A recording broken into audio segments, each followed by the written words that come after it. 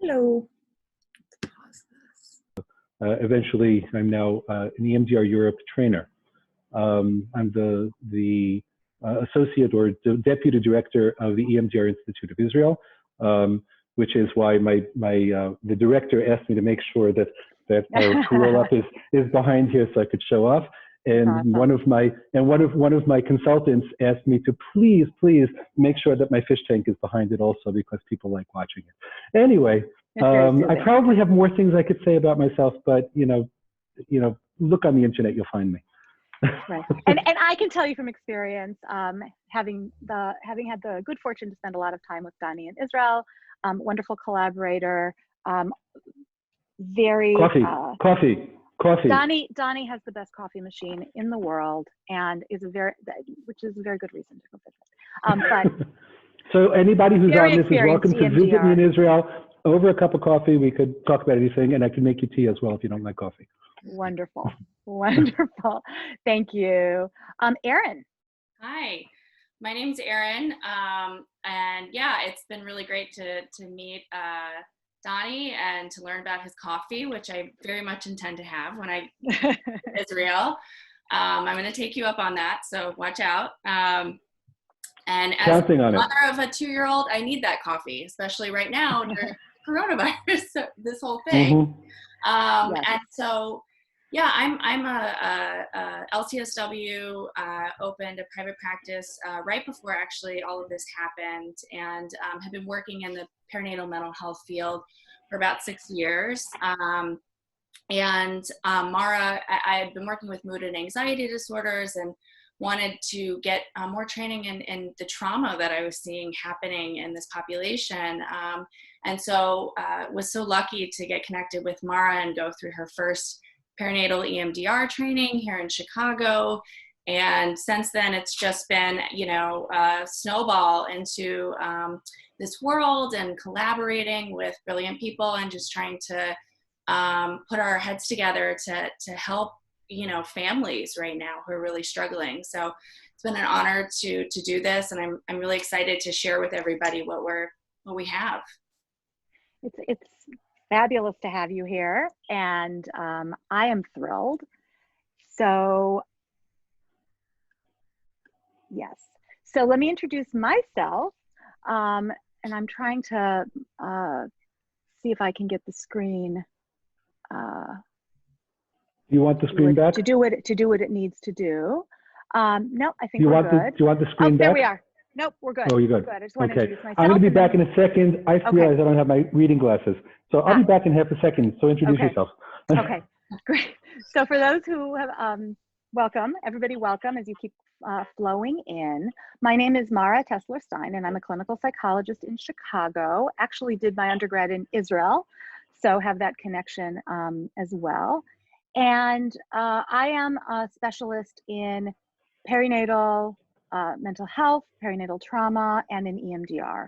And so I'm also the mom of preemie twins who are now adults living in Israel, in fact, and a younger child. And so my connection to the trauma and to the transition and to the disruptions and ruptures that can happen in the perinatal period goes back quite a while.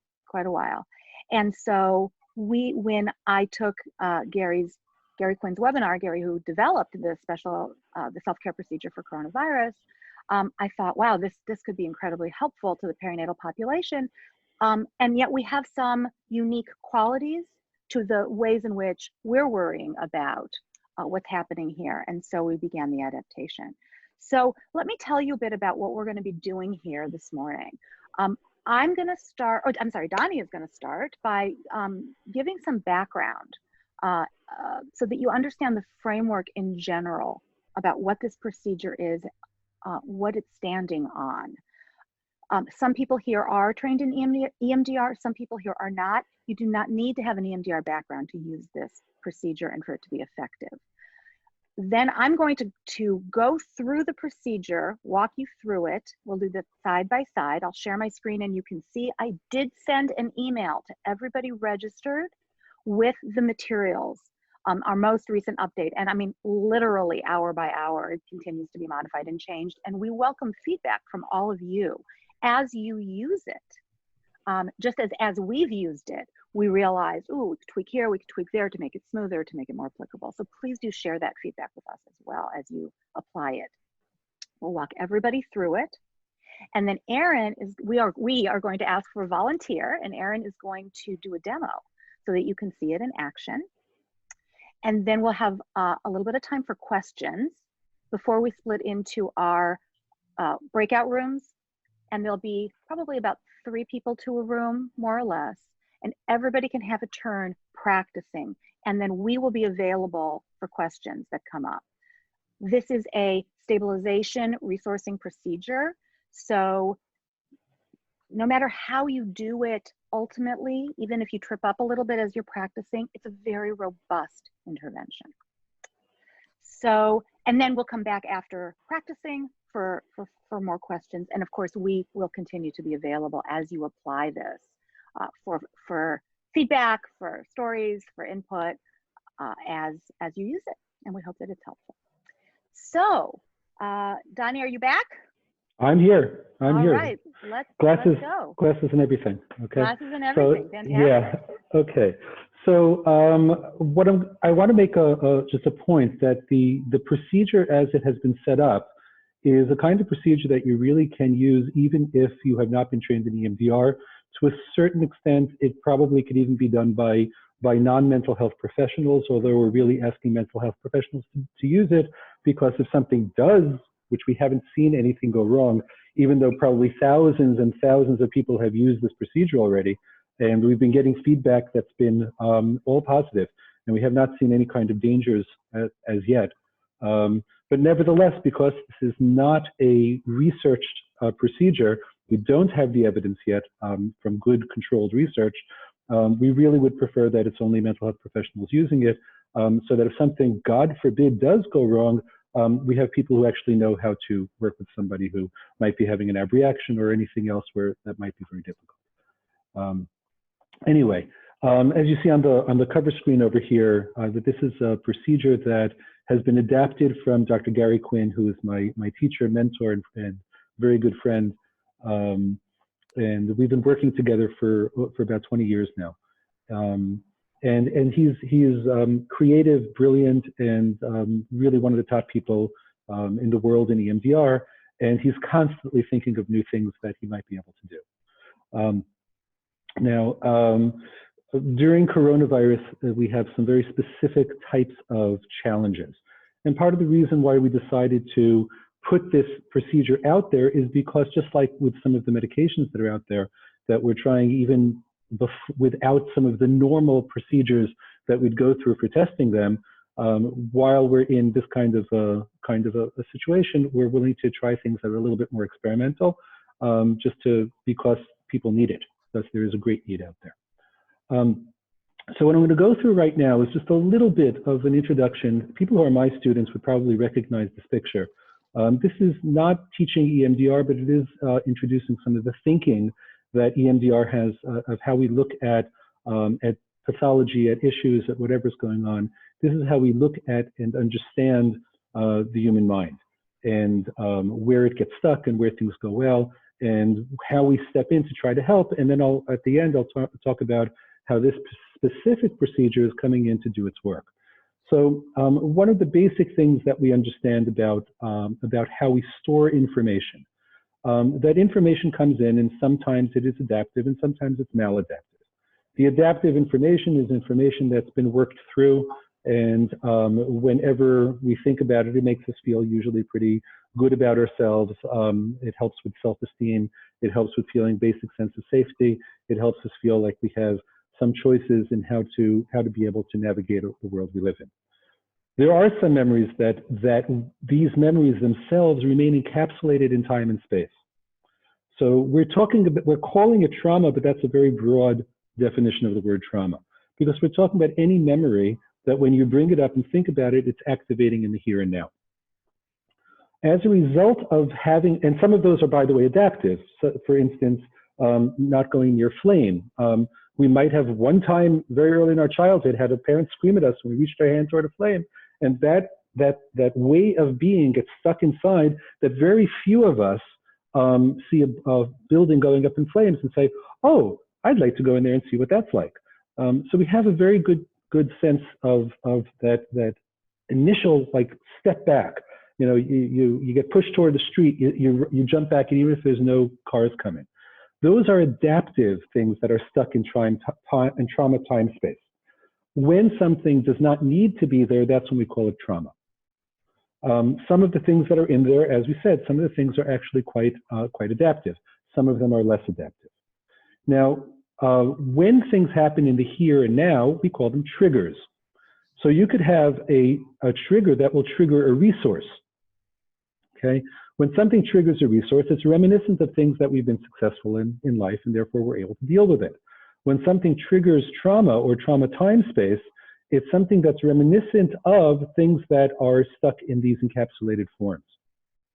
And of course, we also have future challenging events that we don't know how we're going to deal with them. It depends how we are when we get to that point in time. So basically what we end up having in EMDR therapy, then this is an introduction to an introduction to an introduction. We're not really going into EMDR therapy right now. But EMDR therapy in its most standard model starts off with treating past memories, moves into after the past memories are cleared out, and I'm not really talking a lot about how we do that, just that this is the way of thinking about the model of EMDR. When we get to the present triggers, when these things are cleared out, it's much easier to clear out the kinds of events that happen in the here and now. After that's done, we tend to try to strengthen things for the future. Now, the experience of having the coronavirus sets us into an interesting dilemma, because some of the fears that are being brought up are actually somewhat realistic. There is triggers that are like, don't jump into a burning building. Now, some people are suffering from too much anxiety, so it's not serving them well, even though what it's triggering is something that might even be a healthy trigger. And as we know also in the perinatal phase, that there's all kinds of things going on hormonally that set us up to be in that place, take care, and be in extra vigilance. So it's going to set us up in a place where we could experience far more anxiety than would be necessarily good for us. So while in regular EMDR therapy, when we're trying to do therapy, we're trying to rework the old memories. Here, we're not touching the old memories. We're not getting anywhere near them. In fact, if ever it comes up, we're directing the person away from that, because that's therapy. We're not doing therapy here. We're doing a stabilization procedure. And what we end up having is that the places where we're trying to treat are the current triggers, and also the visualization of the future events. That's where what we're trying to treat right now, because this is probably, for all the therapists here, is probably more appropriate to talk maybe about an adjustment disorder, because we're trying to adjust to a crazy situation. So I don't even know if it's a disorder, but it's an adjustment problem. So in the procedure that we're doing, what we're actually trying to do is somehow a little bit try to weaken the connection between the trauma trigger and the trauma time space, and at the same time try to create a bridge from the present trigger, the same way that you have normally a bridge of a trigger resource that it triggers resources. We basically want the same thing to happen with the current situation, bringing up and triggering more adaptive information. And also we want the future, the look toward the future, also triggering our abilities to be able to cope. Now, the one last thing that I'm going to say, just from a theory perspective of how we're trying to manage all of that, is one of the hallmarks of EMDR therapy is bilateral stimulation. Bilateral stimulation could happen in the form of moving your eyes back and forth from side to side. It could be from hearing sounds from left to right. It could be from tapping. It could be the therapist doing the tapping. It could be the client doing their own tapping. So as you'll see when we get into the procedure itself, it could be self-tapping like this. It could be self-tapping like this. But we're basically going to be doing a rapid bilateral stimulation. What we know from the EMDR model and from years of research and experience is that something about, and I'm not going to go into all the details of this right now, something about doing the bilateral stimulation helps the system process information, and lead toward more of a sense of calm. And therefore, what we're going to be doing here, because we're not doing this therapy and we're not trying to deal with this stuff, we're going to be using the bilateral stimulation to bridge directly from the present trigger directly into and kind of flooding the system with adaptive information. Some of that adaptive information might already be available to the person, and some of it is adaptive information that we're handing them. They might not have known that. But either way, what we're trying to do is we're trying to bridge where there might be a gap right now because of the extreme situation. So that's pretty much all I had to say about just from a theoretical perspective and to understand what it is we're trying to do with this procedure. Okay. Awesome. Fantastic. Thank you, Donnie. Very welcome. Now, I am going to, hold on, make sure that this is. Real quick, Donnie, I just wanted to say, having done this with clients, it's really cool to see all of that. That's what's going on while we're doing this. So, oh. Right. But it makes sense now that when you see what I'm talking about, that actually makes sense that that's what we're doing. Mm-hmm. Right. Yeah. Right. It explains exactly what we're seeing happening for clients too, when we see at the end of this how they're clearing out and just stabilizing and just And it very much addresses, I think, the concern that a lot of people who use EMDR regularly had immediately when it sort of came up a month or so ago or 6 weeks ago. This procedure is, how do you avoid triggering old trauma? And really, we're bypassing old trauma. And so let's go through the procedure so we can show you how we do that. So I don't know if my screen is doing a funny thing for you guys. So it is. It's very funny. We like funny, right? We do. You promised me that the perinatal community of therapists has a sense of humor. Oh, yes, we do. You promised me. Yes, and whoops, and I think they have to. Most of them are parents, so that is right. Oh, geez, come on, guys. Let me just get this. This needs to go away. Somebody said we do. Good. Thank you, Leslie. We do. Thank you. We absolutely do. We absolutely do. This thing just is giving me trouble here. Okay, that is not the right one. So, so let me say a little bit more about why we adapted this and how we've adapted this as we go through this. I am sorry. I don't know why this is doing this. 1 second here. That is not what I wanted. Oh, I know why. Okay. Let me try this again, shall we? Okay. All right. So when we think about the perinatal period, hold on. When we think about the perinatal period, one of the things that's really, really clear is that we are already in the perinatal period in a highly vulnerable, more sort of open and receptive sort of state than people who are walking around day to day in their lives. The reason you're seeing me look all confused here is I'm having trouble finding, somehow my actual screen is not showing me what I need here. Are you trying to pull up the yes, the protocol? Oh, I know why. Hold on. No, okay. It disappeared. It made itself go. It put itself away.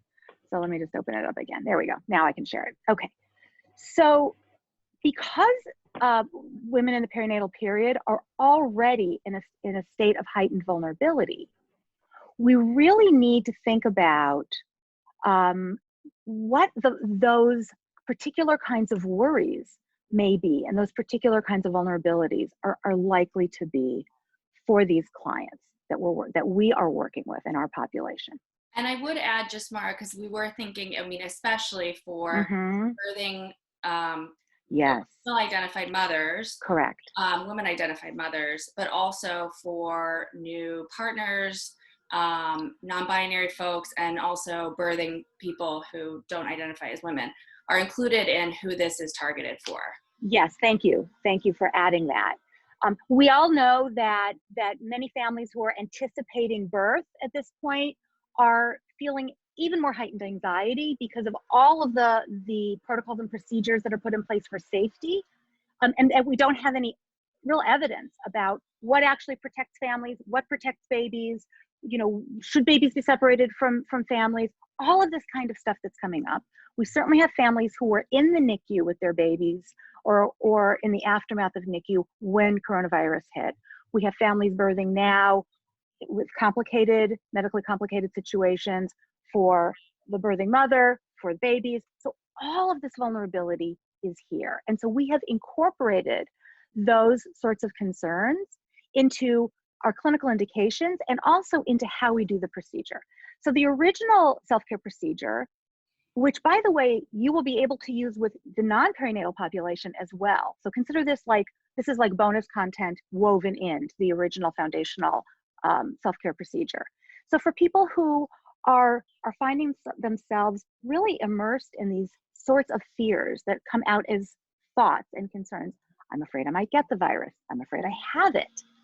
I believe I've infected other people. Everything in my life is falling apart. I'm not gonna have any money. I'm not gonna have a job. I'm alone, I'm isolated, these kinds of concerns. For the perinatal population, we would add for families anticipating a birth, I'm afraid I'm going to be separated from my baby. I'm afraid I'll die from COVID and my baby won't have a mother, a parent. I'm afraid I gave my baby COVID. I'm afraid I'm going to be all alone when I give birth. I'm afraid that I might get COVID during delivery or in the NICU, or my baby might get it. And then for those who are home with a new baby or older children or both, like, I am just failing at all the things. I cannot do this. This pandemic has just stripped away any capacities that I may have felt that I had or that I've worked so hard for. I think so many of us, when this first started, were thinking about all of our clients in the postpartum period with postpartum mood and anxiety disorders, who we like, get out of the house, go see people, go do the things. And we, you know, got them moving and got them out. And now we're like, stay home, don't see people, don't touch anything. You know? So all of those games.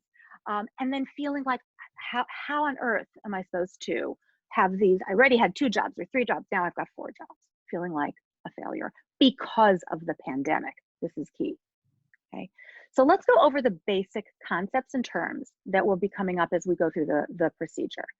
So negative thoughts and beliefs lead to strong negative emotional states, okay? Often with negative emotion. We've divided, and this starts with the foundational protocol. We have 2 major dimensions of these kinds of thoughts. They fall into 2 buckets, either around safety choices and power, or responsibility, shame, and guilt. And you're going to understand much more about this as we go through those 2 categories. But have in mind that we've got type 1 and type 2 negative thoughts and beliefs that lead to these negative emotions. Sometimes it's actually the negative emotions that then are expressed in those negative thoughts.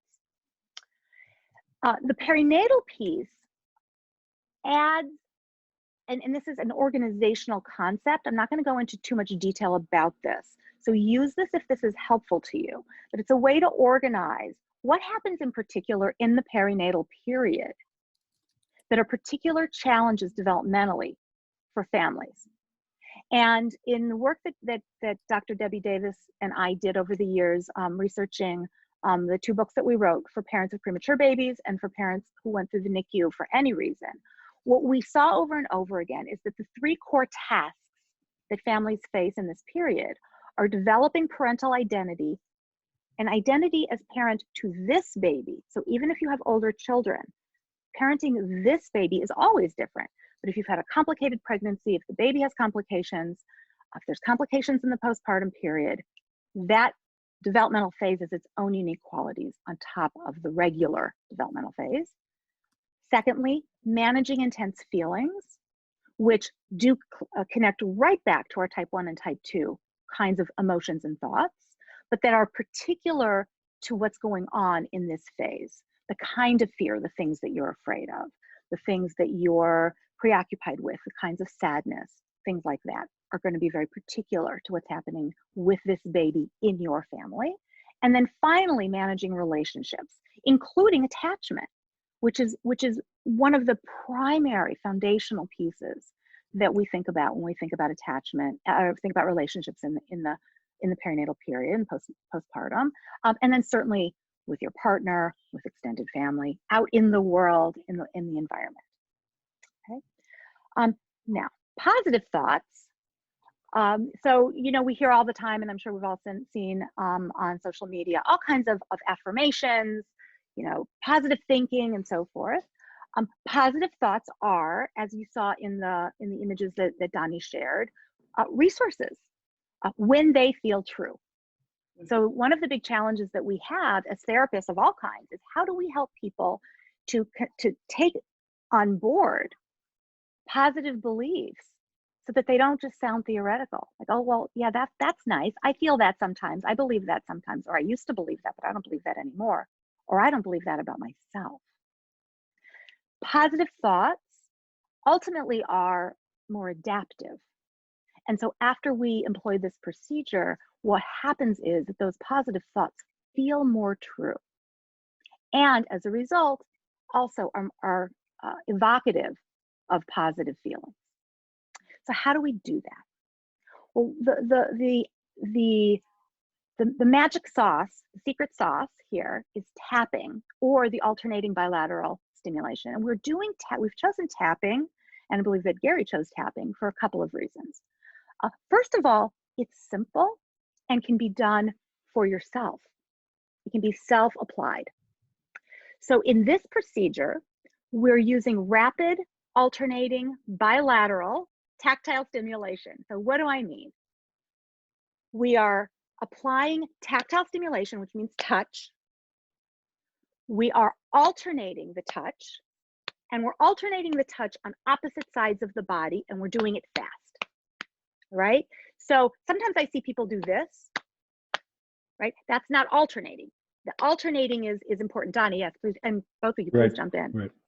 Yeah, so one of the things that Gary does is he when he's doing it on screen through Zoom or something like that, is he moves himself back from the screen so he could show the two possibilities. Yes. And he'll move the camera down, and he'll do this, or this, and he'll give the person the opportunity to do whichever one feels more comfortable. And we're going to do this also with the demo. And also there's a second document that I sent to you, and that I'm going to go over very quickly at the end of this, which has some photographs generously provided by a friend and colleague who is, I think, about 36 or 37 weeks pregnant now. And her daughter took pictures of her demonstrating all the different ways that one can apply this rapid BLS is the abbreviation that we use. So certainly one of the things that we can do when we're in the office back in the olden days, before coronavirus, BC, as one of my daughters refers to it. Gabby. Right? Is that the therapist can, if comfortable, provide the tapping to the client. But of course, we're not going to be touching each other for a long time. So we definitely, for a year and a half. For a year and a half, right? At least till we have a vaccine. So 2 years, okay. Okay, so we're instructing the client in how to administer the tapping themselves. So you say, you're going to do very quickly 1 or 2 passes per second, 60 to 120 passes per minute. Don't worry about counting. We're just giving that as a framework so that you understand what fast looks like. This is a pass. That's a pass, okay? That's rapid tapping, just like that. And Mara, if you have a client who says in like a one sentence, why are we doing this? Yeah. Why are you making me do this tapping? Yes. So here's what I tell people in just a metaphorical way, because that's how I think, is I say, we're planting seeds. And when we tap, we are giving those seeds fertilizer, water, and sun. Yeah. And that's really what it feels like. It gets the roots down, makes those seeds sprout and blossom. And it's a neurobiological experience. We've got a lot of research backing that up for those who are interested. I love that. Yeah, that's what it always felt like to me anyway. And then finally, Suds, which you guys may be familiar with from other work that you do, the subjective units of disturbance scale. So this is, and I tell people, you know, you don't have a window in your forehead. So this is a way for us, for me, to know, are things shifting? And don't let people get too caught up in, oh no, what's the exact number? You know, certainly if you're working with a mom, let's say, who's got some OCD going on, is it exact? It doesn't matter. You can go percentage, you can just say big or small. We're really trying to get a sense of where things are at and if they are changing. And we will use the Suds scale a few times along the way. And the way you ask it is, on a scale of 0 to 10, where 0 is no disturbance or neutral, and 10 is the highest disturbance you can imagine, how disturbing are you feeling right now? And I said it the reverse way of how it's written here, but it doesn't matter. That is the foundational question. I'm going to add one more thing about the tapping because the question came up on the chat. Somebody said, isn't the fast tapping anxiety provoking? So first of all, by experience, we see it's not. That's not what's happening, especially the way that we're doing the procedure itself. For those of you who are at least level 2 trained EMDR therapists, then you know what a cognitive interweave is. So what we're basically using is we're doing constant application of cognitive interweaves while the fast tapping is going on. And what we find is that it just, as the repetition goes on and on and on, it sinks in and it sinks in and it sinks in. Yes. So that yeah. I'm sorry, Don. Go ahead. Yeah. So well, the one more thing I did want to say about it is that from some of the research, especially of Ad de Jong in the Netherlands, that what seems to be very effective in the bilateral stimulation is the flooding of the working memory. So if we do it slow like this, it's not doing any flooding. But when you do like this, you're flooding it, especially with the application of positive cognitions over and over. So that seems to be, again, mechanism. Can we prove that mechanism is causing results? It's a theory. We can't be 100% sure, but we do have good, at least observational evidence that it seems to be doing something very good for people. Right. And unlike in EMDR where we are quiet and we're asking the client to just notice, that's actually, you'll see. Right. Definitely not at all here. Not at all. And in fact, I want to just introduce another metaphor that I use quite a lot as I'm describing this and see if this works for you. When we're working with meaning making and experience, we're always weaving, and we are helping our clients to weave.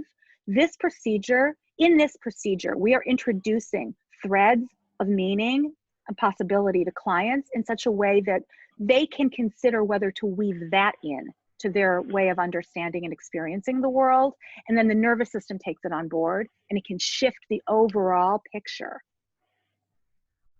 from, let's say, dark, spiky threads and fabric to softer, more nuanced kinds of fabric. Okay, so you have here a script and worksheet, which is meant to be used every time you do this with clients. So you have a digital copy. If you didn't get one, let me know afterwards. Duplicate it, write on it, use it. Do not need to memorize this. Don't even try. Why? Write it down. Okay, so it's a script and a worksheet. You can read things directly from here. It will work. So first of all, you're going to introduce yourself. Ask them in general, what are you worrying about? What's happening? Okay. Very brief. Very brief. Don't let them go down the rabbit hole. Don't let them go down the rabbit hole. You're trying to get a sense of, in the here and now, what's their biggest worry or two, or the biggest preoccupation or two, and then move on. So here is a way to introduce the self-care procedure to the client. You, again, don't need to go into great detail, but this is a procedure that uses tapping. It's helped other people. I think it could be helpful here. Here are some ways that you can do it, and you can show them. When you tap on your shoulders, we call that the butterfly hug. Some people like to hook their fingers, their thumbs together. There's apparently great debate amongst EMDR trainers about how to do this. See what works. Some people like this. It hits them, it's a vagus kind of touch over here too. A vagal touch can be helpful for some people. It doesn't matter if they're more comfortable here, if they're more comfortable tapping arms, if they're more comfortable on tops of legs. I'm trying to give you the tops of my legs here. Okay, sorry. I'm not far back enough out. Some people even like sides of knees. It doesn't matter. Okay, Mara, does Yes. this one work? Does this one Yes, work? I think it would. But it needs to be self-applied, because otherwise then you get other negative thoughts, cognition, and also you might get punched. So Just wondering. but also we're not touching it. Anyway, so so then you demonstrate, you show them, ask them what's more comfortable.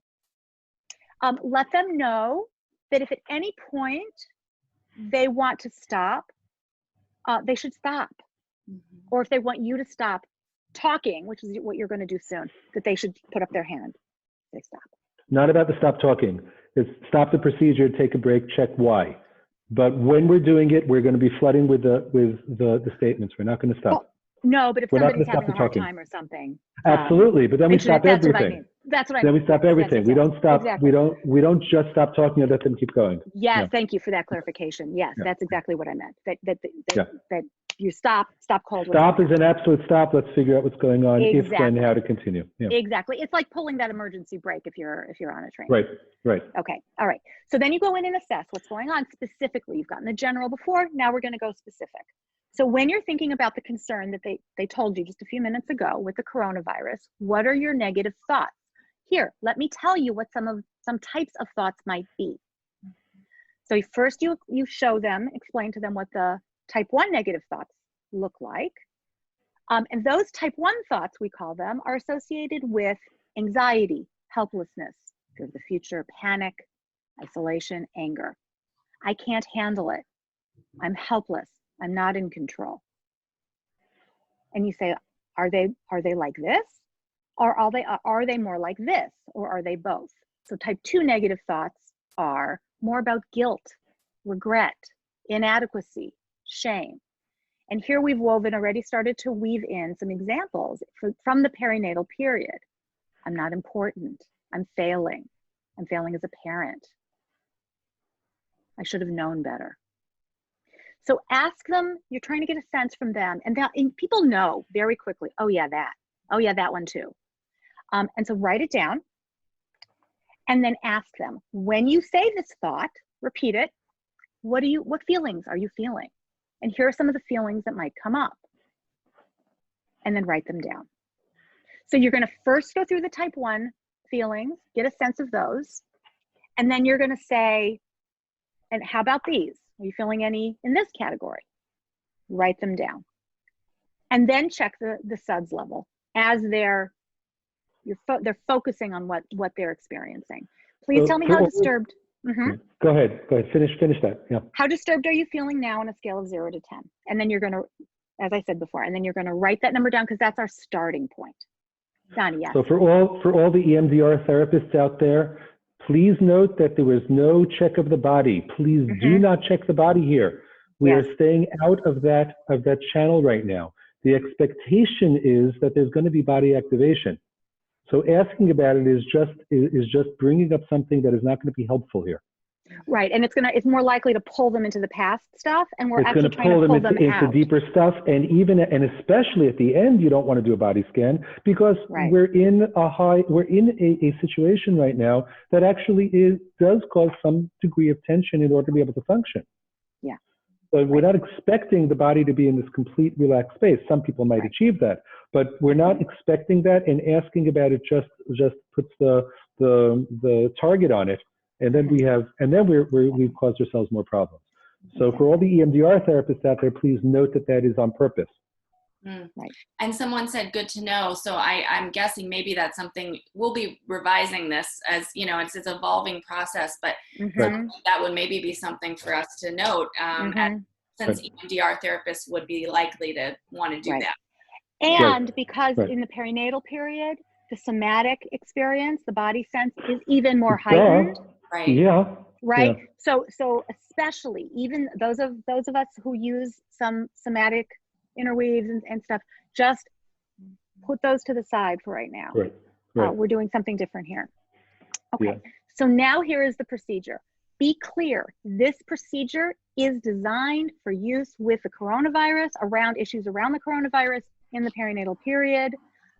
We are not looking for past traumas. If past traumas keep coming up, that's an indicator that they need either to move, you need to move into EMDR and other trauma-focused treatment, biologically based bottom-up treatment, or make a referral to someone who does that. We recommend EMDR. We like EMDR. Really? As Yanni was saying, this is for people who are having this adjustment type disorder. Right. And there's a subset of people that we're working with in the perinatal period who have trauma that is being re-triggered by the coronavirus. And if they're struggling, if they're really going back to being flooded in this, where you're seeing it, that's an indication that it's probably, the trauma being triggered, and that's a whole nother thing. Right. So it's diagnostic. If those other concerns are intruding, that helps you to know which way to go. Right. So again, what we're doing is that if those things come up, we direct the person back to the here and now. We don't follow that. We direct them back. And if repeatedly directing them back to the here and now doesn't work, that is a very strong indicator that they're being flooded by something that is bigger than this procedure is designed to handle. Exactly. Good. All right. So now you're going to see at the end of this document, this handout, we've developed a list of positive cognitions, positive beliefs that are tailored to the perinatal period. So you want to have that handy. Some people like to laminate things. Maybe you laminate it, have it available. All right. So what you're going to do to start, this is you now as therapist starting the procedure. This is our stabilization procedure, self-care procedure. So you say to the client, now start tapping. Okay. So they're going to be tapping. And while the client is tapping, we will repeat the positive cognitions that correspond to the category of the negative cognition that the client was struggling with. So we have our type 1 positive thoughts correspond to the type 1 negative thoughts that we've identified. So I want to highlight a couple of things. As the client is tapping, I, the clinician, am going to read through these sentences in the list of these sentences for a minute interval. And then at each minute, I'm going to say, let it go, take a breath, let it go. That's it. I'm not doing anything else, just giving them like a little breather, literally. And then going back to the same list and doing it again. And you're going to do that about 5 times. It's about 5 minutes of offering these threads, these positive threads. Okay. So as you can see, these are positive beliefs that have to do with control, choices, and so forth. Type 1, you can be in reasonable control of what you can be in control of. You can learn to deal with this. And here's a perinatal specific one. Attachment to your baby is flexible and resilient. You and your baby are connected no matter what happens. You can learn to have options within this framework. You are part of your baby's healthcare team. You can learn to manage this uncertainty involved in this pandemic, just as you've learned to do in your new role, or if they're not new, in your role as a parent. Okay, so you're going to go through this list. And of course, please feel free to tailor this to your particular client as appropriate to their situation, but you get the idea here of what we're going for. So you're going to do that 5 times in minute intervals with a breath at each minute interval. And then you're going to check Suds on a scale of 0 to 10, where 0 is no disturbance or neutral and 10 is the highest disturbance. You can imagine, how disturbing does it feel to you now? If the Suds have dropped to less than 3, move on to closure. You don't even need to do the type 2 beliefs. Very often this will clear everything on its own. If the Suds have dropped from, 8 to 4, then say, okay, now I'm going to say some new phrases, some additional phrases. Notice the ones that most apply to you. Go ahead and start tapping.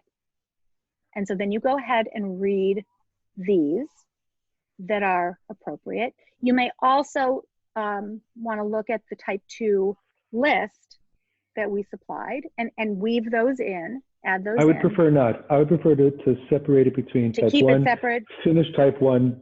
If there's still something left, then move to type 2. Yeah, no, what I'm saying is to look at the type 2 section of that list.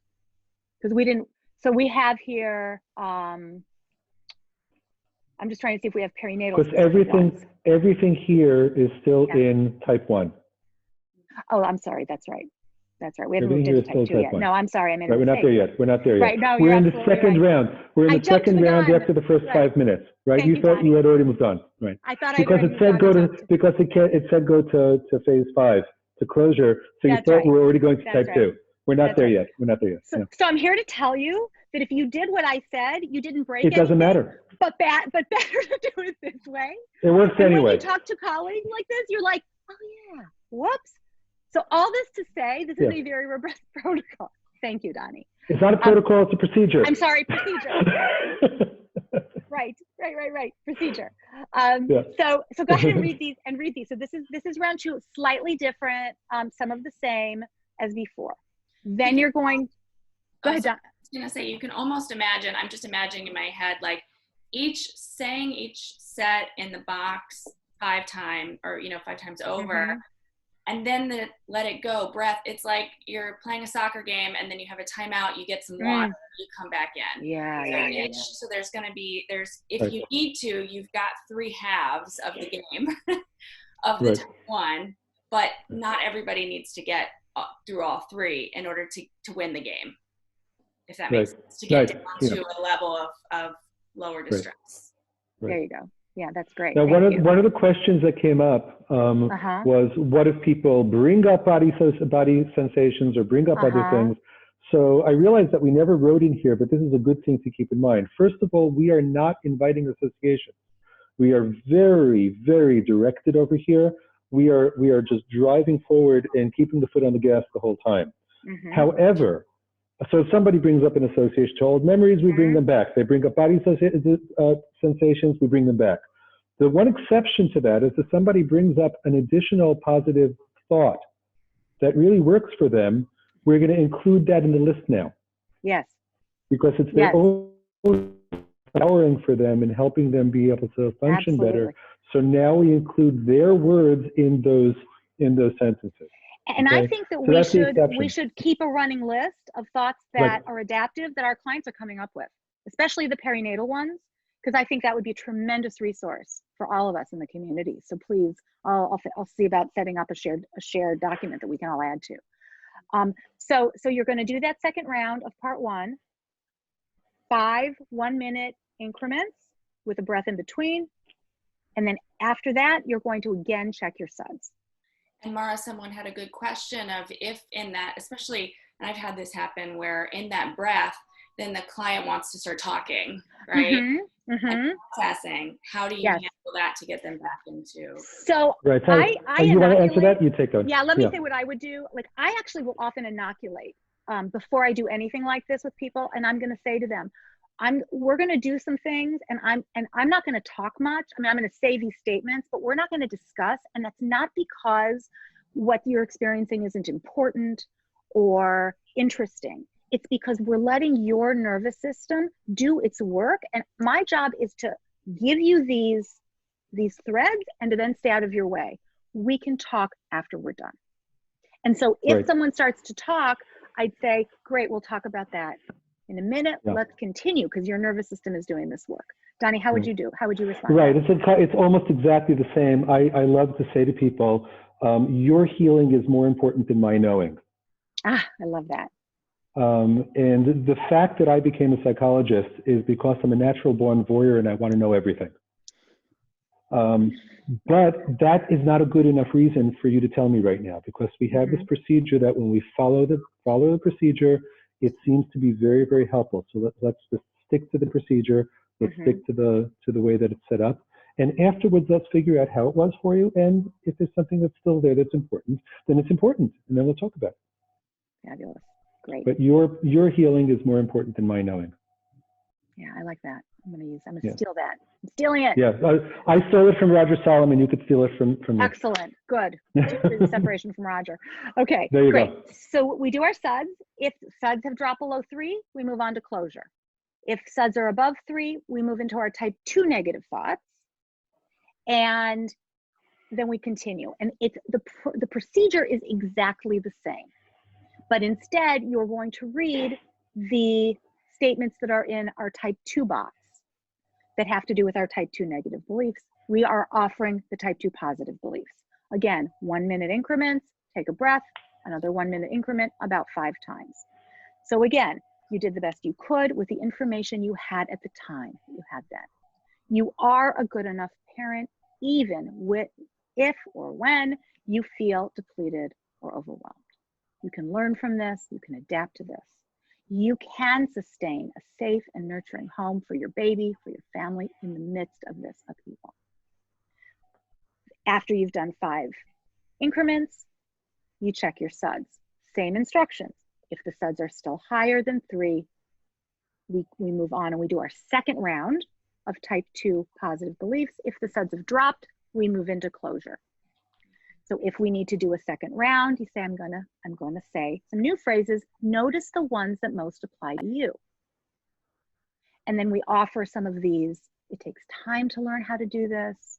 Whatever happened, happened. You can deal with this from this moment onward.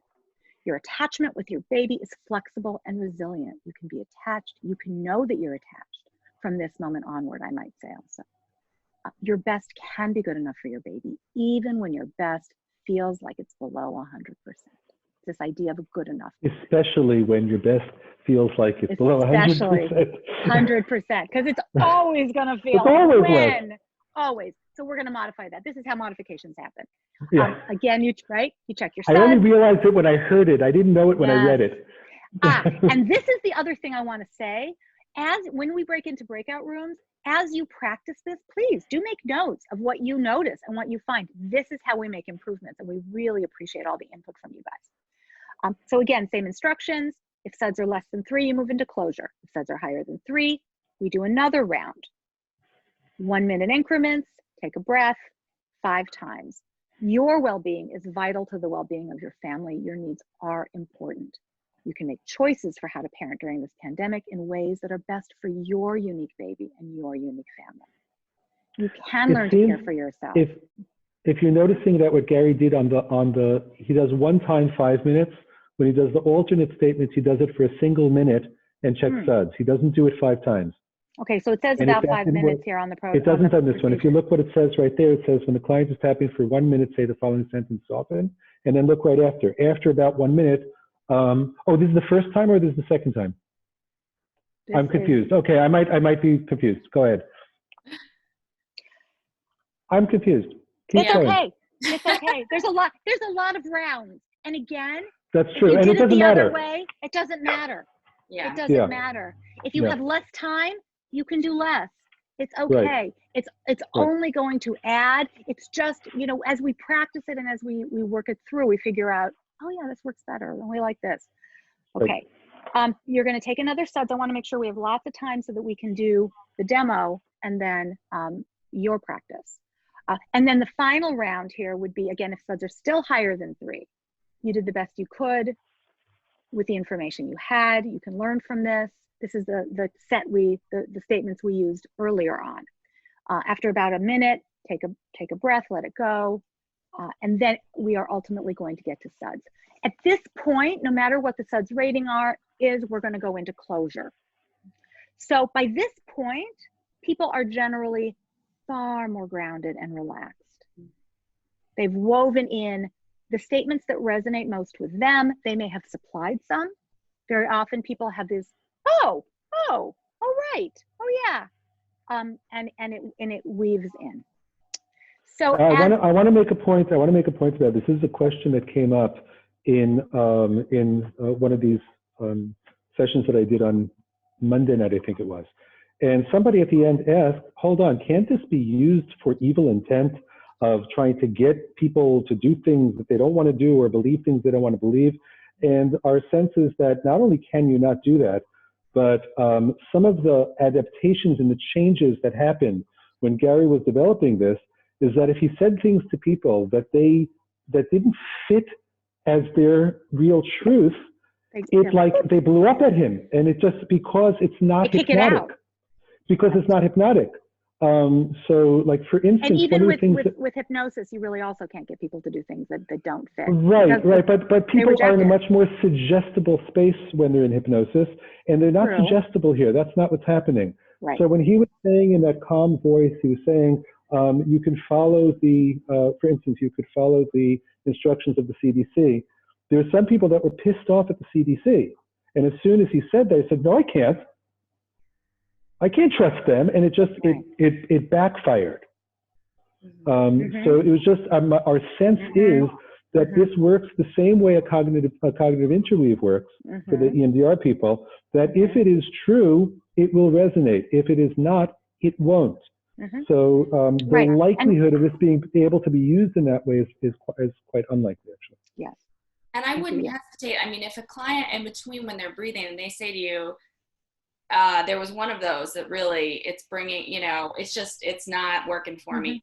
Cross it out. Don't use it. It's going to get in the way of the, and it really is like EMDR, for the people who are familiar with EMDR, this idea of it being like an interweave. An interweave has to be using the truthful information that's already being processed, and then you're trying to slightly kind of support more adaptiveness in it. And so that's, you're just sort of like a dialectical thinking kind of reframe. You're being able to kind of make a more flexibility, more adaptability in that already set belief. But even if we're not talking cognitive interweaves, when we're talking about positive cognitions, they must be true and positive. If it's not true, it's not going to work. For instance, if it's a wish, it's not going to work. My baby will be okay no matter what is not going to work.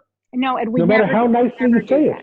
That's right. And that's why the language of could be, you can learn, you could consider is so important, because even if what we're doing is we're helping somebody to consider that they are on a developmental track, and that now this developmental track is all kinds of obstacles that most people, anybody from anywhere from 3 months before or 4 months before now never had to deal with, they can still learn.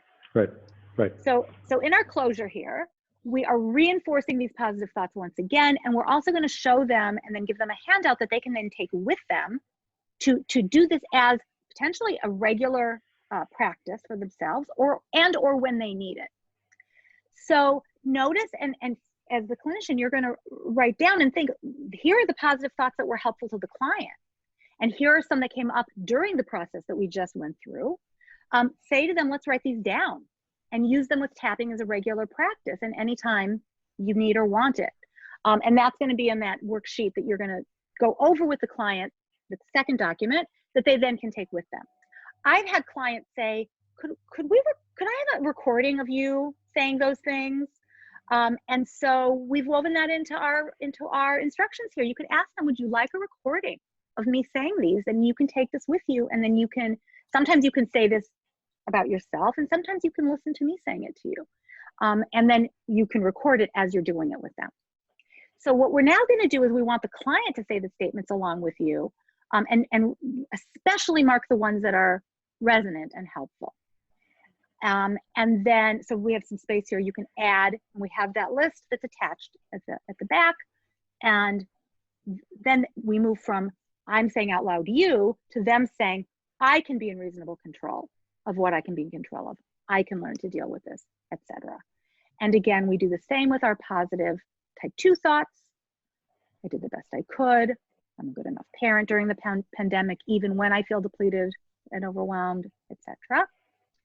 And let them know, and you will notice if the distress continues, to find somebody who can help them, because past trauma then is intruding, and that this is not enough to stabilize and contain. You know, we're trying to install some good shock absorption here, and it just may be that can happen after some old trauma is processed. And then we want to know, can we check in with you? Because that's always nice to do, helpful to do. Here is our list as of right now, which I anticipate is going to expand. We've divided them into our two, type 1 and type 2. So these are here. You're welcome to use them and share them and so forth. So now I'm just going to very quickly show you the handout you also would have gotten, hold on a minute, for the client to take home. And it's why this doesn't want to, here we go. And I just want to show you the pictures because I'm so grateful to this friend who gave us pictures. So we're giving them instructions. The instructions are very much the same, but this is for them to take with them so they can review how you do the butterfly tap, how you tap on your legs. All right. Again, a reminder, you might want to ask them about a recording when you're going over this with them. Yeah. Okay. And one idea is you can have them take it home, and as a homework, they're finding the beliefs that feel most helpful to them. And then the next session, you say it to them and you record while you're doing, so you're doing the exercise again and as a follow-up to the first time and recording it, and then take that home with them after that. Yeah. I mean, ultimately, if we're going to end up having people like ambulance workers, just walking in and using these things, they're not going to have the follow-up. And what's amazing is that this seems to be robust enough that it seems to work even in a one-time step out. Give people resources if they need it. That's just being professionally responsible. But it's not necessarily absolutely necessary to have a follow-up in order for this to work. Exactly. All right, let me just quickly show you. I just wanted you to see that at the end of here, we have some gorgeous pictures of the tapping while very pregnant. I thought the ball was a great addition. And she's got some also where she's sitting on the floor. And you see the hook? You see how here she's got her thumbs hooked? And these are all here. Lower on the arm. And notice you're not tapping really on the knees. We're really tapping on the thighs because that's really what's comfortable. So it doesn't have to be knees. It's really that we're just hitting tops of legs. All right, okay. I want to move, and I love these. I want to move into the demo. And we'd like to ask for a volunteer, and two requirements for a volunteer. One is that you are comfortable being recorded because this will be shared and posted online. And second, that you do have some perinatal related COVID concern as well, so that we can demonstrate some of that. So if somebody would step forward, that would be fabulous. Anybody volunteering? We got a volunteer. All right. So we've got Ambrosia. Can you unmute yourself? Yeah, but give yourself, you can turn on your camera. Where are you? There you are. Hello. All right, so I'm going to quarantine here. Totally, man. We are all there. Let me see if I can do side-by-side mode here. Great. Thank you for volunteering and doing the shared vulnerability with me, because I'll be yes. We'll just go with it. Yeah. How many weeks pregnant are you, Ambrosia? I'm 22 weeks right now. Yeah. To the day. To the day. Congratulations. So over halfway, which is exciting. Yeah. Very cool. And I think I shared in the chat, I had an infant loss 2 years ago. So this is especially exacerbating the COVID. Yeah, absolutely. And, doing this work, Mara and I were just talking about like how much we get into this work because we ourselves, so many people who are in the perinatal treatment population have their own stuff, like this transition to parenthood, the things that have happened in parenthood. And so, we're both teaching this to teach to other people, but we also need it for ourselves so much. And I've personally also benefited from this. So I'm so grateful that you're joining. So we're gonna go through the script, and the good thing about this is I'm just reading. So as Donnie said, just read. So we're gonna go. Okay. So Ambrosia, I understand that you've been having some stuff coming up around COVID. Can you just tell me briefly a little bit about what's been showing up the most for you recently? I'm just worried about catching COVID in general, and specifically causing any death to the baby. I have to go to work tomorrow. I work for the VA actually during the day with homeless veterans, and we get some opportunities to telehealth, but tomorrow specifically I have to go to work. And cover the clinic. So I'm worried about catching it at work tomorrow. Absolutely. Yeah. Okay. Yeah. And so I'm really glad that we're doing this right now. And I want to share with you this procedure that has helped a lot of people, specifically other parents and even pregnant moms around this. And I think it could be really helpful for you. You can do it by tapping on your shoulders or your knees. And so I'm going to show you a little bit of it, and then we're going to see which one feels better for you, okay? Okay. So we'll start with the tapping of the shoulders. So you just find a comfortable way of crossing across, and then, yeah, if you want, you can either hook your fingers together so that they rest kind of right in the middle of your chest, or you can leave them separate if you need a little more room. Just feeling that back and forth. And now we can try another way, which is with the knees. And so I'll show you, you can bring your hands to your knees and you can either cup them sort of right in front of your kneecaps and tap. Or if it's more comfortable, you can put them on the top or the sides. Just noticing it, one feels more comfortable. I might do the butterfly tapping. I'm a little junky, so I'm like, I feel like I don't feel anything. There's too much. I don't get a lot of either. my legs. Yeah. So this might be more impactful. Yeah, and it's such a heart-centered. Yeah, that's great. Okay, so we're gonna go with this one, and we're gonna tap for a little second and feel it again, what that feels like. And then we can pause. And I want you to know that as we're doing this together, if at any point you feel like you need to stop, you can either say stop or you could put your hand up. Is there one that feels more natural to you? I might do this. Yeah, just putting your hand up. And we would just stop and check in, and that would be that. So going back to this, the concerns that you brought up about work and tomorrow, what are some of the negative thoughts that are showing up for you most around this right now? And let me give you some just quick examples real quick of just some of the ones that are that people say, like, I can't handle this, I'm not in control, I feel helpless, or I'm helpless. Maybe the lack of control. Yeah, I'm not in control. Yeah. Okay. Sometimes there can be a different sort of side of that. Some other thoughts that people have are it's like my fault, I'm not important, or I'm failing, or I should have known better. Any of those? Kind of, it's my fault. Okay.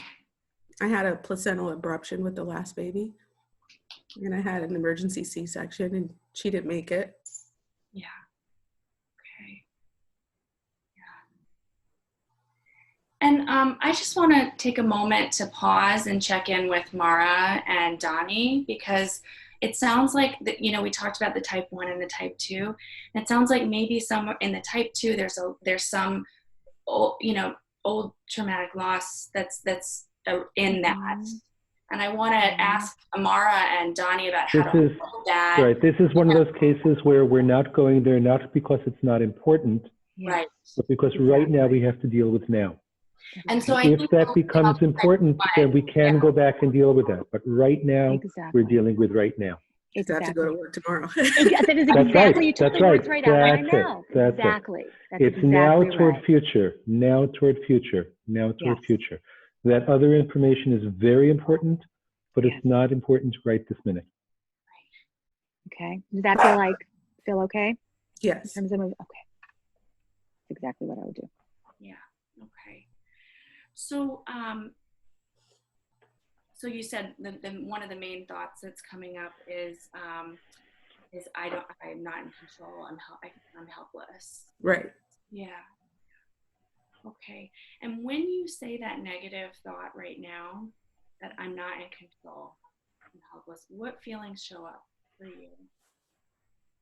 I think a lot of sadness because I'm not in control of it. So maybe inadequacy. I know that's not a feeling, but maybe kind of goes with it.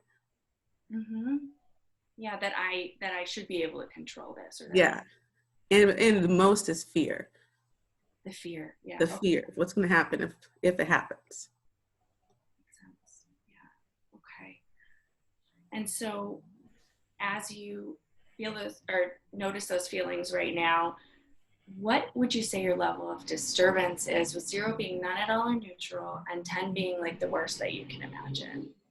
As you guys can probably tell, I'm pretty activated talking about it now. So Yeah. probably like a 9, 8 or 9. Yeah. Okay. An 8 or a 9. Yep. Okay.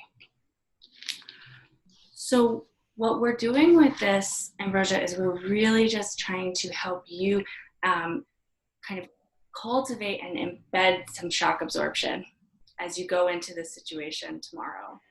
And so we're not, we're really just we're listening, we're integrating. So what we'll start doing is I want to invite you to bring your hands up, and we're going to do that fast tapping. And all you do is listen to what I'm saying, the phrases that I'm saying. What do you want me to do with my eyes? Do you want me to look away, look down, close them? Yeah, it's up to you. You can close your eyes, but if you feel like that's making it harder to stay present, then you may want to open them. Okay. Okay, and we'll just begin.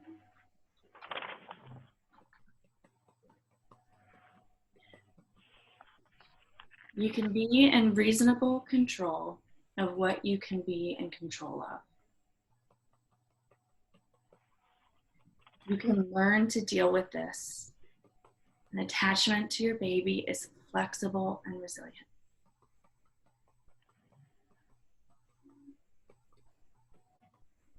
You and your baby are connected no matter what happens.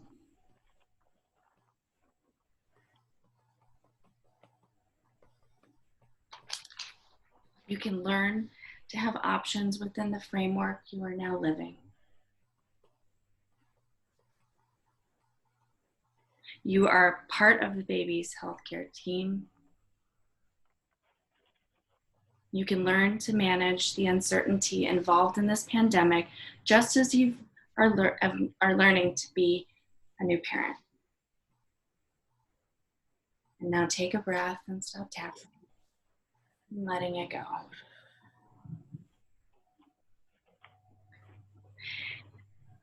And now we'll resume the tapping again. You can be in reasonable control of what you can be in control of. You can learn to deal with this. An attachment to your baby is flexible and resilient. You and your baby are connected no matter what. You're part of your baby's healthcare team. And you can learn to manage the uncertainty involved in this pandemic, just as you've learned to do as you become a new parent. And take a breath, letting it go. And we'll start the tapping again. You can be in reasonable control of what you can be in control of. You can learn to deal with this. An attachment to your baby is flexible and resilient. You and your baby are connected no matter what happens. You can learn to have options within the framework you are now living. You are part of your baby's healthcare team. And you can learn to manage the uncertainty involved in this pandemic, just as you've learned to do so as you become a new parent. Take a breath, letting it go. And we'll go again. You can be in reasonable control of what you can be in control of. You can learn to deal with this. An attachment to your baby is flexible and resilient. You and your baby are connected no matter what happens. You can learn to have options within the framework you're now living in. You are part of your baby's healthcare team. You can learn to manage the uncertainty involved in this pandemic, just as you're learning to as you become a new parent. And take a breath and let go. We'll do one more time, okay? You can be in reasonable control of what you can be in control of. You can learn to deal with this. An attachment to your baby is flexible and resilient. You and your baby are connected no matter what happens. You can learn to have options within the framework you are now living. You are part of your baby's healthcare team. You can learn to manage the uncertainty involved in this pandemic, just as you are learning to as you become a new parent. And now take a breath and let go. Yeah. And so as we check in, I'm wondering, where do you notice your level of distress, with 0 being not at all or neutral and 10 being the worst that you can imagine? Like 2 or 3. Yeah. So notice that. Yeah. Okay. Great. So yeah, I see the smile coming back. Yeah, on your face. That's awesome. So I want to check in with you. Are there certain ones of those positive thoughts that really resonated with you, that felt really helpful and calming? I think the first 2, Mm-hmm. and I don't know what order. I have to probably look at it again. I have another computer I was kind of looking at, sorry. Yeah. So I was kind of scrolling back through it. I know the first 2, and I know they were towards the end. So there was, you can be in reasonable control of what you can be in control of. And I can learn to deal with this attachment to my baby, or to your baby, is flexible and resilient. Yes. And the last one was the uncertainty piece of the pandemic. Yeah, the last 2. So the first 2 and the last 2. Yeah. Okay. So let's write those down right now. Do you have a piece of paper in front of you? Yes. I'm going to write them down too. So I'll write them down so Cheers. we would know in the future that we would both hold on to that, and we can do that in session again if we need. And then we'd maybe want to switch that for you so that it comes from I. So I can be in reasonable control of what I can be in control of. I can learn to deal with this. Attachment to my baby is flexible, resilient, and part of my baby's healthcare team. And I can learn to manage the uncertainty involved in this pandemic, just as I'm learning to in my new role as a parent. And I'm also going to provide you with a worksheet, and it has a bunch of other positive beliefs that we could take a look at, and you can take a look at later and add to that list. Yeah. And so do you have that list in front of you right now, the positive guy? Yeah. Yeah. Are there any others that stick out to you? And especially this, since it was the type 1, like the safety stuff. Let's see. The big list at the end? Is that the one you mean? Yeah, that one. For type 1. Okay. I think number 1 kind of goes with what was already on there. I can be in reasonable control of what I can be in control of. Yeah. Control of. Let's see. I do the best I can to protect my baby and family. Right. Yeah. I like that one. And let's see. The second to last, maybe, it says I can find moments of joy during this pandemic and create moments to feel my difficult feelings. Yeah. Yeah. Right. Yeah. I can take a time out. I can sit with my fears and my anxieties, and also, allow myself moments of presence with whatever's the hard parts. Yeah. Okay.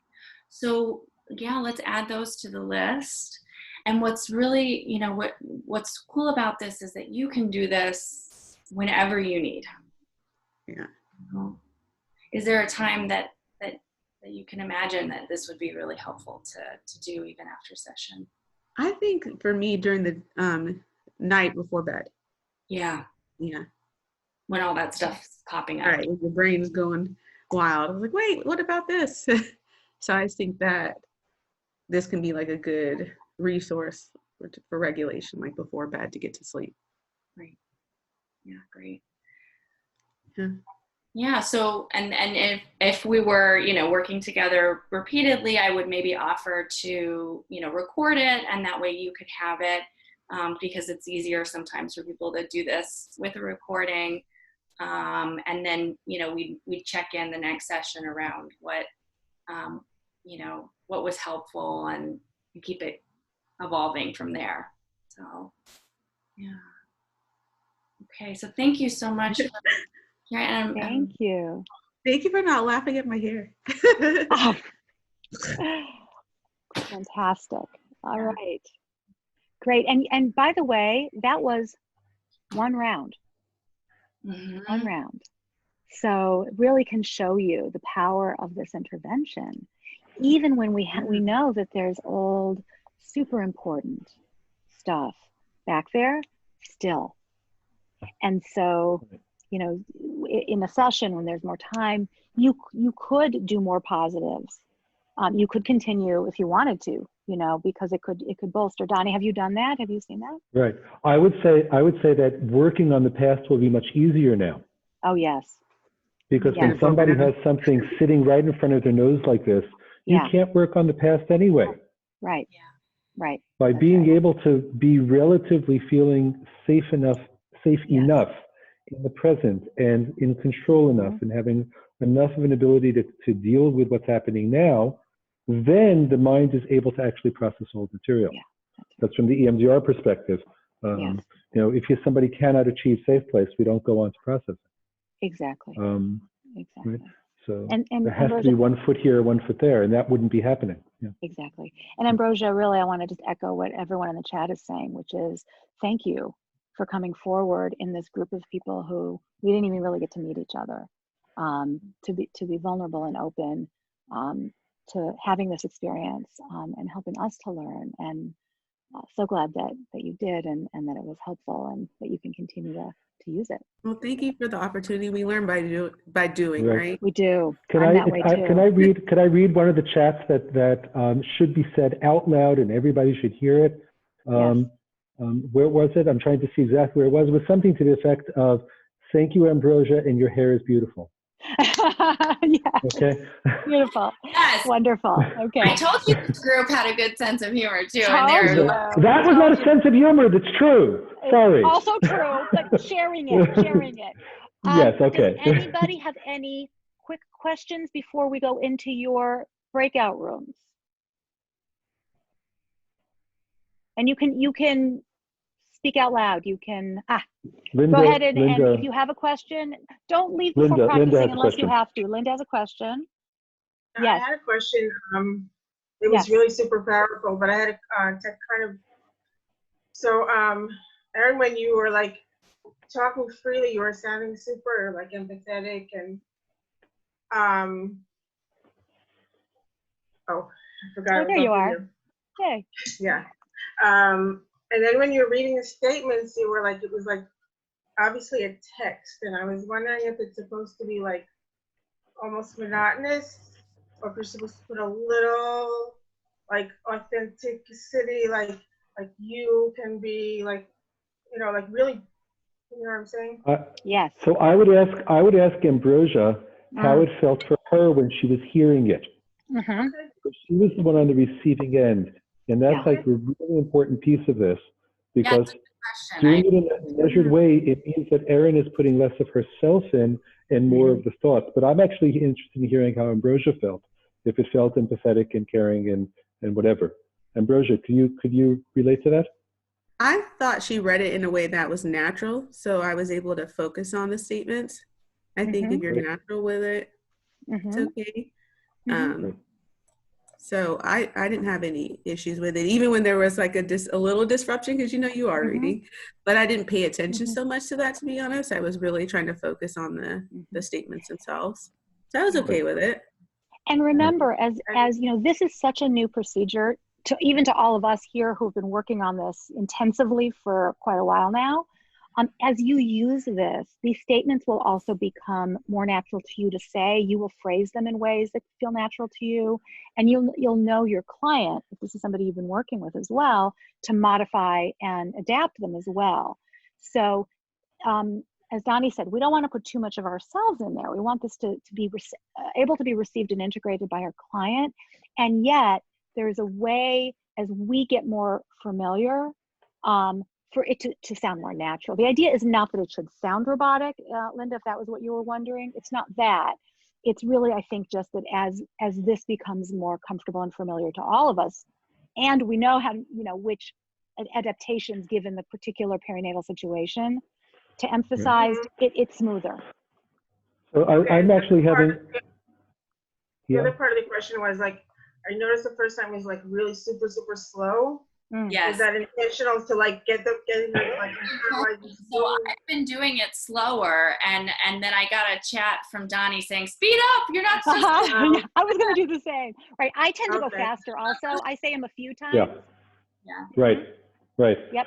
Because part of the idea here is that you're not allowing the standard processing that we do in EMDR that goes back into older stuff and other associations.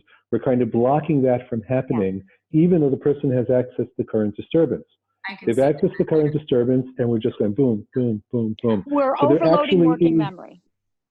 Right, and there's actually may even be a value to that almost monotonic way of doing it. Don't forget that emotional expression activates emotions, not necessarily the emotions that we were planning on. Yeah. Okay, thank you.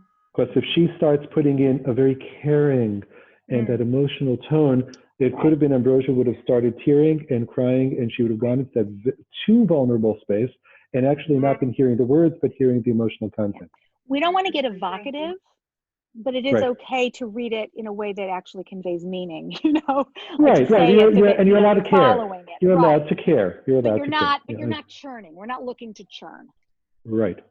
Thank you so much. I mean, we therapists have this tendency to be very feeling, and to be so caring. And right here, if we do that, we're probably going to cause problems.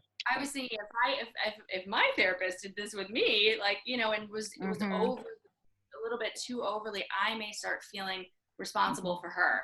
I may start feeling like, oh, that's a good point. Especially in the perinatal phase. Yes. Because you're there, you're supposed to be caring. And the last thing we want the client to do is start having to care for us. Yeah, right. Good. Any other questions? I have a question. Yes. So how often do they abort? How often does it happen that somebody puts a stop sign up and says, I can't do this? I haven't had it happen yet. I haven't had it happen either. But yeah. I've had people that couldn't relate to it, and they were just too associative, and they were all over the place. They didn't even give me the stop signal, but this procedure clearly wasn't appropriate for them. Separate issue. But I haven't had a single person yet give me a stop signal. That's because they had to go run to the bathroom. Good to know. All right. Ready to practice? I think I need Chuck to do this. I don't see how to put people in the room. Yeah, Chuck is the one that has the control over the rooms. While you're in the rooms, if you send us I believe it's that you send us a chat, we'll know to come in if you need some help from us. Yes, we are here to help you, Leslie. I am. But we do need Chuck. Into... We do need Chuck to help with this. I don't know why. I have just transferred host to Mara. So now you can do it. Thank you. Now I can do it. Great. I have the power. I have the power. Breakout rooms. Here we go. Control. Okay. Let's see. Okay. Done. Let's see.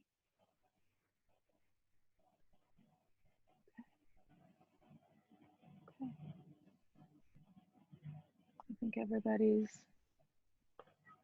So everybody has to go ahead and join. I'm hoping they're going in and turning on their microphones. Breakout room number 5, it's saying.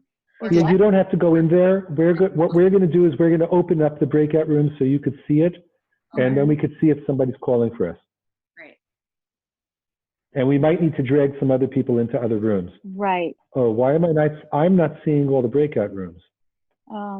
It's a good question. Let's see. Donnie, Yeah. after you as a host or co-host, you have to accept the invitation to the breakout room, and then from the breakout room you can skip to another breakout room. That's why you can't see the extra breakout rooms right now. I can see the breakout rooms in progress as people are moving into them. No, but Donnie can't because he's a co-host. Oh, well, that doesn't work.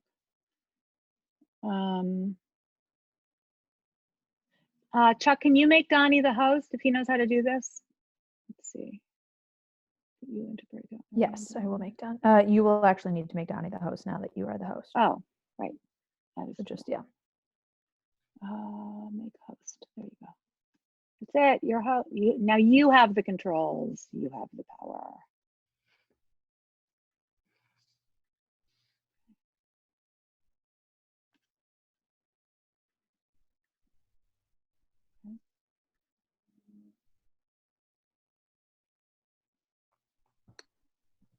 So I'm assuming all the participants going down means that they're going into their breakout rooms. I hope. Not that they all left. Maybe they all left. I don't know if people don't want to practice. I'm on mute. Apparently nobody hears me, so I'm talking, but nobody was hearing me. But who cares? I could talk to myself all day also. Okay. So do we know if people have actually entered the breakout rooms? Or I see that breakout room 2 has 3 people in it. Yeah. Okay. Breakout room 3 has only 1 person. And I'm going to move Katie to 5. Hi, Tzvi. Nice to meet you. So you know Tzvi's my son, right? I did not, but now I do. Uh-huh. And he's a consultant. Oh, in training. cool. I think I may have In training, not quite there yet, almost there. I think I passed you when I was visiting last time. I think maybe I saw you. Could be. That would make a lot of sense. Yeah, yeah. Okay. Good. So while Donnie's doing that, I've been practicing this a lot and trained some other people with this. So I will thank you guys, but I'm not going to go into the breakout rooms. Yeah. Doing this is my bread and butter for now. So Okay, you're good. And I think we don't have so many people that we don't have enough that we need extra hands. So I think we're okay. Right. I'm gonna go help my wife in the house. Okay. So Thank you.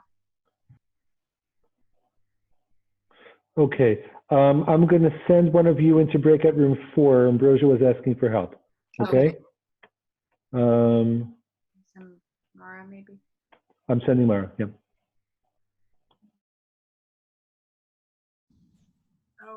Nope, she's here. She's saying that it won't let her turn her camera on. It's blocking her, saying the host is not allowing it. Really? All right, hang on. Let me ask Donnie, because now he's the Why can't I? Oh, because I'm in the breakout room. Shoot. How do I leave the breakout room? Okay, so that's the issue. It's the with audio, Perla, or with? No, it's a video, because also from before when we were in the presentation part, I couldn't. It wouldn't let you. It should. Okay, hold on. Let me see if I can. Right to Donnie. All right, let me leave the breakout room and see if I can fix it. Today with it, that's really powerful. It's unbelievable. It's unbelievable. Oh, yeah. No, I'm not seeing anything right now. No, just Mara came back. Mara, your sound is off. Yeah, You're muted. Chuck, can you make sure everybody can turn on their cameras and sound? Because it's not a procedural problem, it's a technical problem in there. We have it brought.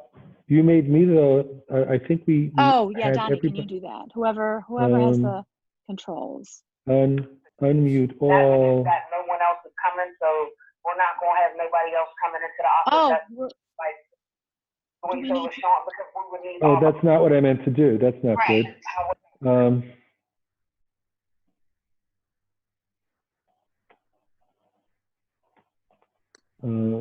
So I don't, from in here, I'm not in the rooms. Let me try to go into the room and see if I can can do you it go from in there. and see if you, yeah, see if you I'll can go into one room at a time and I'll try to do that. go Okay. into the room you just sent me Hopefully into. I can. She's the one who's having trouble. Room 4. Okay. Whatever room was Ambrosia's in. We would have to find a space for. We would be one office short for everyone to have. But we could move over into, I mean, maybe we Mara. can expand, you know, through those Can you doors mute by the Kathleen? I back. can't I'm because I'm no trying. longer a Our host. office is on the other I side of that can't. door. So we could possibly do that. Kathleen? Or move, downstairs. Oh, wait, there we go.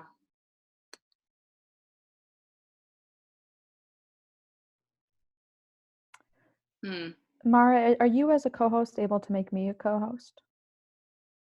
I've lost all of my tech abilities back here.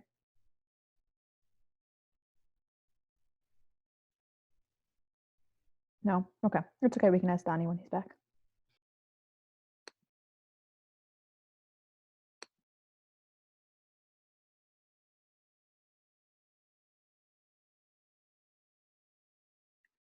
Those of you who are still, who are not in breakout rooms, do you want to practice or are you just needing to go now? Oh, Donnie's back. Did you Hey, fix Donnie, it? could you Hi. make Yeah, me a it worked. It worked. Oh. Isn't that exciting? Yeah. Donnie, could you make me a co-host when you have a second? You're not a co-host?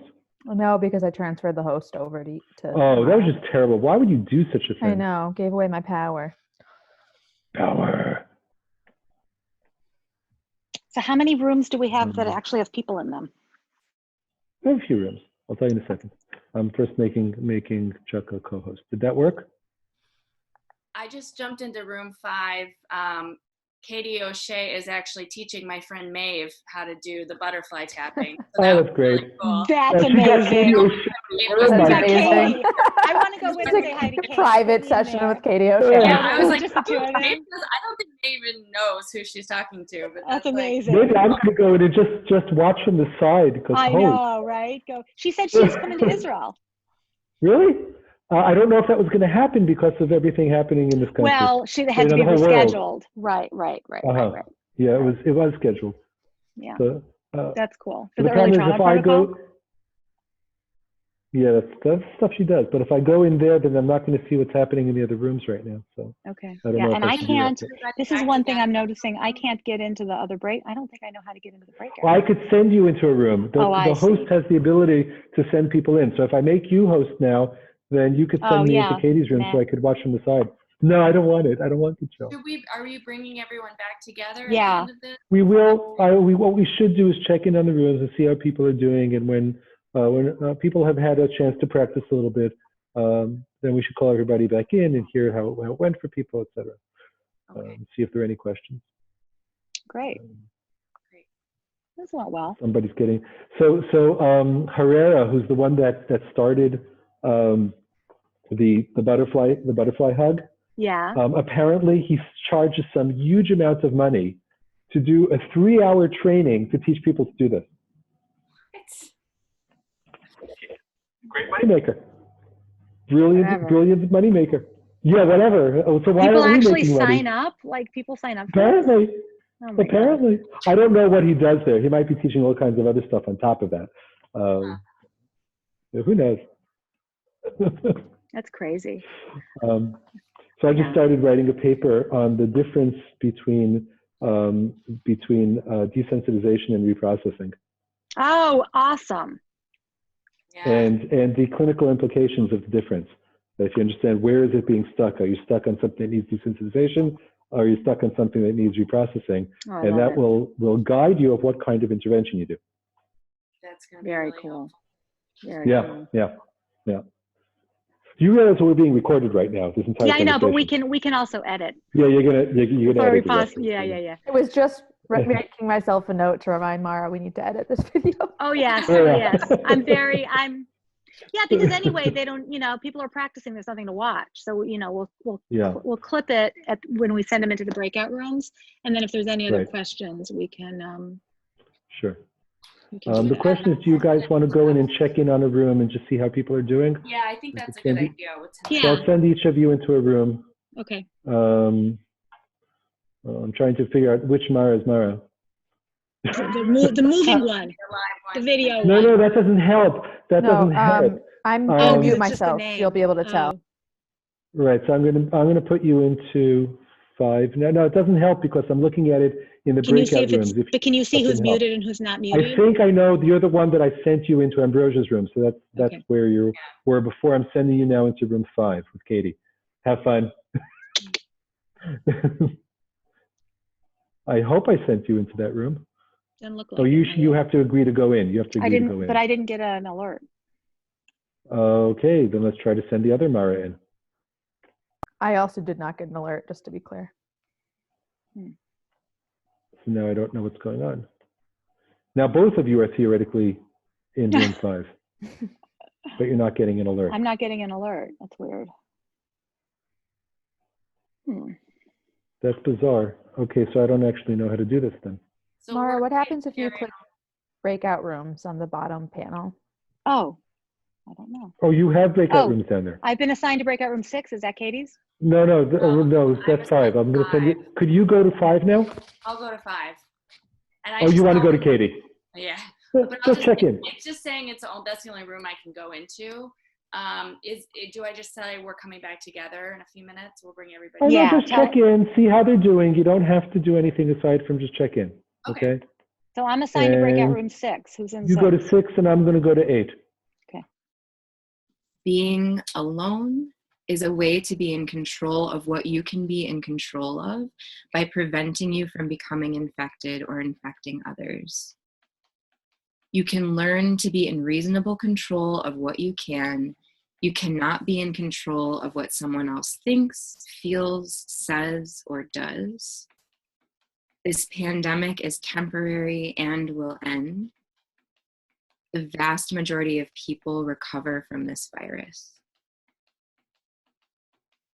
And stop tapping, take a breath. And just noticing, did any of those phrases land any more than others? If you're calm, your immune system works better. Yeah. And if we're going back to that scale of 0 to 10, how is distress right now from 0 to 10? A 2. A 2. Okay, excellent. So I went from a 7, 8 to a 5 and down to a 2. Okay. So then we're just going to do one more time. And this is the closure part. So we're going to come back to the tapping and I'm going to repeat a few more sentences. Okay? Okay. When you're ready, coming back to that tapping, rapid tapping on those legs.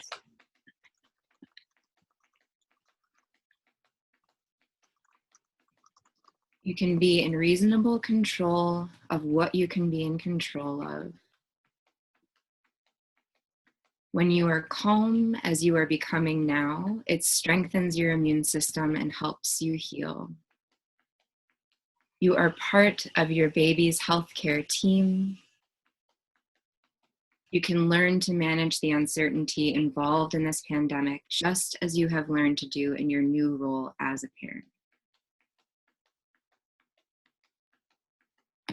And then pause and breathe.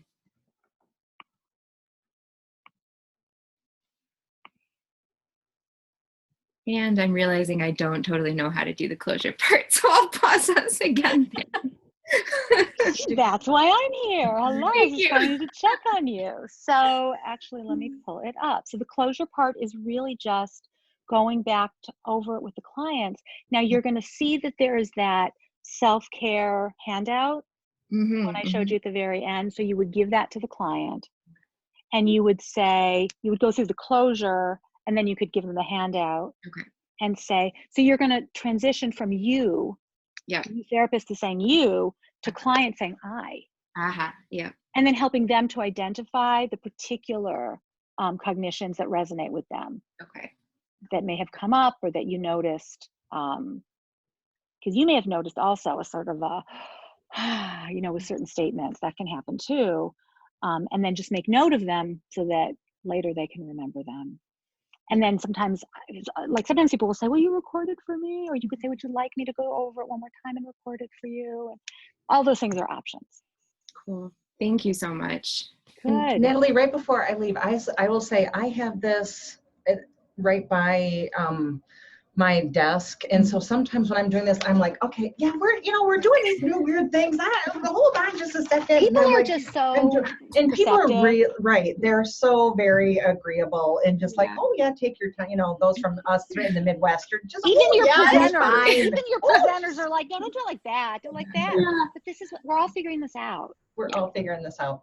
We really are. I do have a client right now, so I have to leave. Oh, thank you guys so Leslie. much. Good to see you. It was beautiful work. Have a good one. Thank you. You guys want to, you can practice some more. We're going to come back together if people have questions. Sure. Do you want to flip, or do you want to come on back into the main space? We'll come on back because I don't have the handouts. I registered late. Okay. All right. Come on back. back. Go on back and